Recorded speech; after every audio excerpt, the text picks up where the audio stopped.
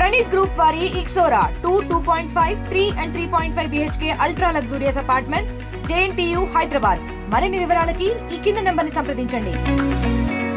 APTF ఆధ్వర్యంలో Vizianagaram collectorate వద్ద ధర్నా నిర్వహించారు. ప్రధానంగా చూసుకుంటే ఏదైతే దీర్ఘకాలికంగా ఉన్నటువంటి సమస్యలను అయితే మాకు ఈ కూటమి ప్రభుత్వం పరిష్కరించాలని చెప్పుకొస్తున్న పరిస్థితి కనిపిస్తుంది. అదేవిధంగా 2003లో వచ్చినటువంటి డిఎస్ ఎవరైతే ఉన్నారో ఆ సందర్భంలో ఉన్నటువంటి ఆ టీచర్స్ని కూడా ఇంతవరకు కూడా న్యాయం జరగలేదంటే మరొక వాపుతున్న పరిస్థితి కనిపిస్తుంది. కేంద్ర రాష్ట్ర ప్రభుత్వాలే జోక్యం చేసుకుని అయితే మా సమస్యలను పరిష్కరించాలంటూ ఈరోజు వినూత్నంగా మోకాళ్ళపైన కూడా ఈరోజు నిల్చొని వినూత్నంగా నిరసన తెలియజేసినటువంటి పరిస్థితులు కనిపిస్తుంది. ఇదే క్రమంలో మనతో పాటు ఉన్నారు, వాళ్ళతో మాట్లాడే మరిన్ని వివరాలు తెలుసుకునే ప్రయత్నం చేసేది. చెప్పండి, మీ ప్రధాన డిమాండ్స్ చేసి అసలు ఏం జరుగుతుంది, ఏపీటీఎఫ్ వల్ల ఈరోజు ఎటువంటి ఇబ్బందులు ప్రభుత్వం వల్ల ఏపీటీఎఫ్ ఎటువంటి ఇబ్బందులు ఎదుర్కొంటుంది ఏంటిది?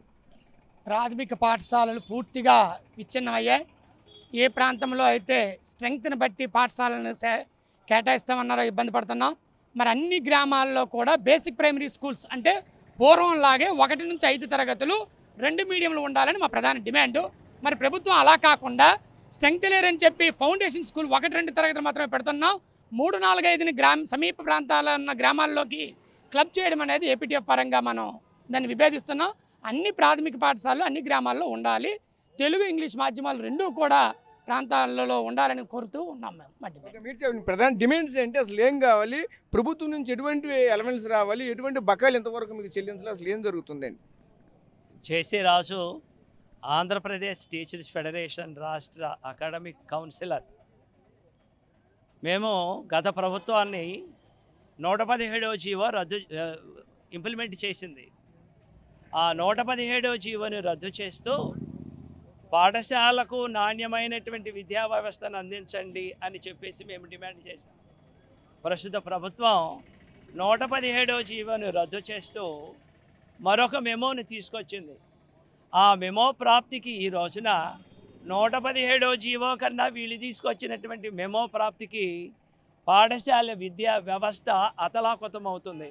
తీవ్రమైనటువంటి ఆందోళనలో పాఠశాల విద్య ఈ రోజునుంది. ఏమిటయ్యా అంటే 117వ జీవో 6 పాఠశాలని స్థాపిస్తే ఇప్పుడున్నటువంటి ప్రభుత్వం 9 పాఠశాలను పెడతానంటుంది. 117వ జీవో ప్రకారం 3, 4, 5 తరగతులని ఉన్నత పాఠశాలలో కలిపితే ఇప్పుడున్నటువంటి ప్రభుత్వం 1, 2 తరగతులను కూడా ఉన్నత పాఠశాలలో జరుపుతుంది. గత ప్రభుత్వం 3, 4, 5 తరగతి పిల్లలకి విద్యార్థి ఉపాధ్యాయ రేషియో ప్రకారం ఉపాధ్యాయులు ఇస్తే ఇప్పుడు విద్యార్థి ఉపాధ్యాయుల రేషియో అతలాకుతలం ఇష్టారాజ్యంగా ఉంటుంది. మేము కోరుకుంటుంది ఒకటే, ఆంధ్రప్రదేశ్లో ఉన్నటువంటి పాఠశాల విద్య పీక నొక్కకండి, దానిని చనిపోయేటట్లు మీరు చేయకండి. విద్యార్థులకు నాణ్యమైన విద్యను అందించాలి అంటే మేము 117వ జీవో రద్దు చేసి ఈ కొత్త పద్ధతులు మేము పెట్టమనలేదు. పూర్వం ఏ స్థాయిలోనైతే పాఠశాల విద్య ఉన్నదో ఉన్నత పాఠశాలలో ప్రాథమిక పాఠశాలలు మాత్రమే కొనసాగించండి అని అన్నాం. ఇప్పుడు మోడల్ ప్రాథమిక పాఠశాలను తీసుకొచ్చింది, బేసిక్ ప్రాథమిక పాఠశాలను తీసుకొచ్చింది, ఫౌండేషన్ పాఠశాలను తీసుకొచ్చింది.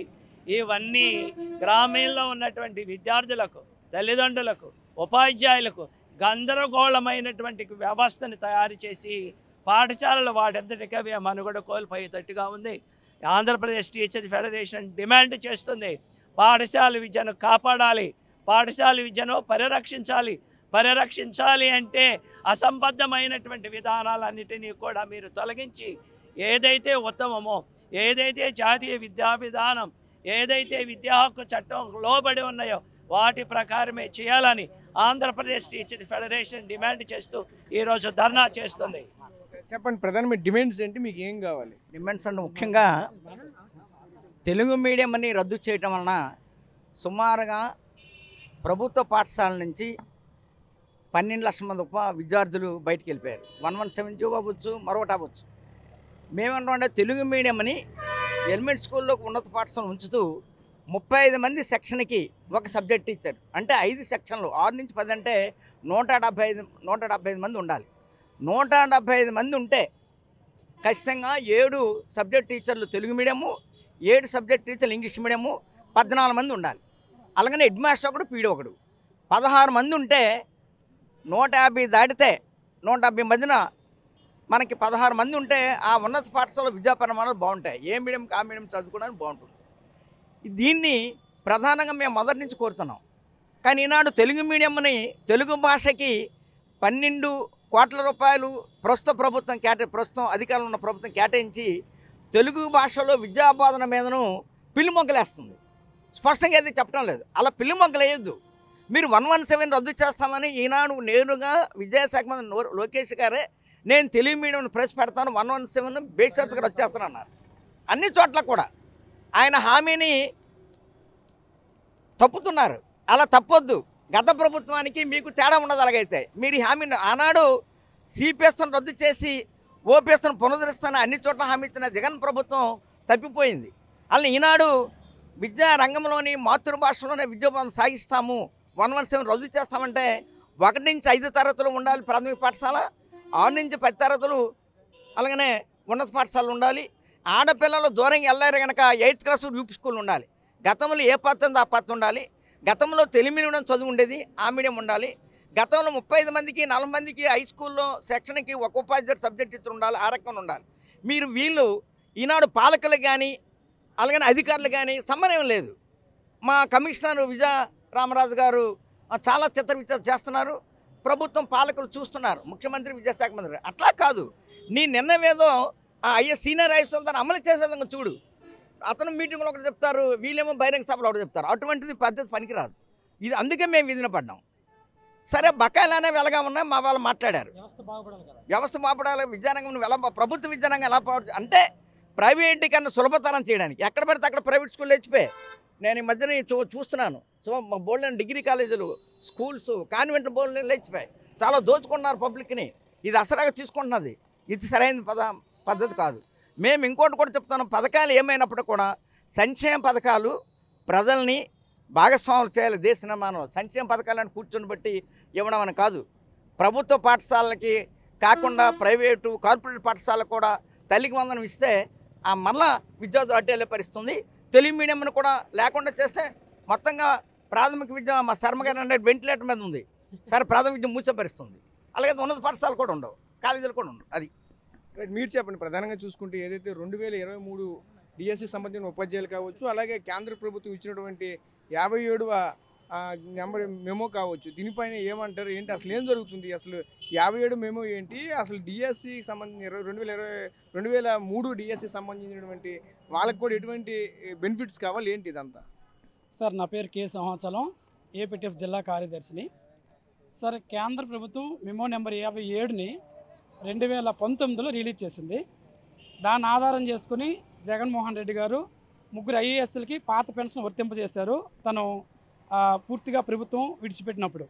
అది వాస్తవానికి ఏం చెప్తుందంటే ఆ 57 మెమో ఎవరైతే 2009 సెప్టెంబర్ 1వ తేదీకి ఎవరైతే ముందు నోటిఫికేషను ఎవరైతే రిక్రూట్మెంట్ జరిగిందో వాళ్ళకి 1 టైం ఆప్షన్ ఇవ్వాలి.